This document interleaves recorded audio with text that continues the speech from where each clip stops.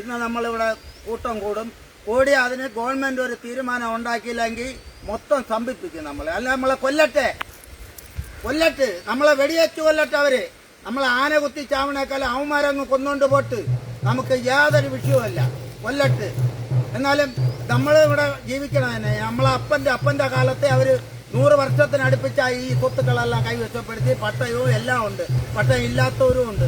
ഇതെല്ലാം നമ്മളിവിടെ ജനിച്ചവരാണ്. ഇനി ഈ മണ്ണിൽ മരിക്കണം. ഞങ്ങൾക്ക് ആ ആന കുത്തിച്ചാവട്ടെ. പൈസ തരാൻ വേണ്ടി ഇനി വരരുത്. ഇനി അവര് ദേവന്മാരെല്ലാം നമ്മളും കൊല്ലും, വിടൂല. ഇന്ന് വോട്ടിച്ച് ഇവിടേ ഉള്ളു. പാറശാറ് വനത്തിനകത്ത് കിടക്കേണ്ടവർ ഇവിടെ ഒന്ന് പൈസ പിരിച്ചോണ്ട് പോകണം. അവര് ഈ ആനയെ നോക്കാൻ ഇതുവരെ വന്നില്ല. ആര് റോട്ടിൽ കൂടെ റൗണ്ടിങ്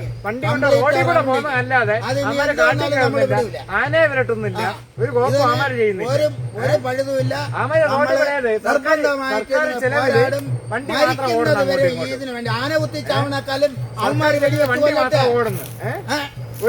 ഒരു 10 പ്രയോജനം കൊണ്ടില്ല. ആന കുത്തി ചാവണേക്കാളും അവന്മാര് വെടിവെച്ച് കൊല്ലട്ടെ ഞങ്ങളെ. നോക്കിയില്ലല്ല ഇത്രയും ഡെയിലി പറഞ്ഞു. വെടിവെച്ച് കൊല്ലട്ടെ അവന്മാര്.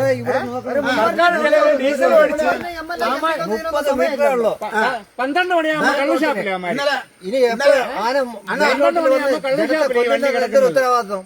ഇന്നലെ നമ്മളെ കൗൺസിലർ പറയാണ് ഇത് MLA-യും MP-യും നുമ്പറും കോൺഗ്രസിന്റെ കൗൺസിലർ ആനയുടെ വാലിൽ തൂങ്ങി കിടക്കട്ടെ എന്ന് ചോദിച്ചു. നമ്മളിന്ന് വോട്ട് ചോദിക്കാൻ വരുമ്പോ എന്തിന്റെ വാലിൽ തൂങ്ങും അവര്? എന്തിന്റെ വാലിൽ തൂങ്ങും? ആനയുടെ വാലിൽ തൂങ്ങിയാ കിടക്കും.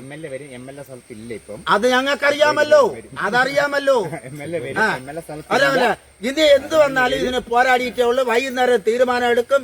ഗവൺമെന്റ് ഇതിനകത്ത് ഇപ്പൊ ഇടപെട്ട് കാര്യങ്ങൾ ചെയ്തില്ല എങ്കിൽ മരിക്കണ വരെ ഞങ്ങൾ റോട്ടിൽ കയറി കിടന്ന് പ്രശ്നം ഉണ്ടാക്കാൻ തന്നെ ചെയ്യും.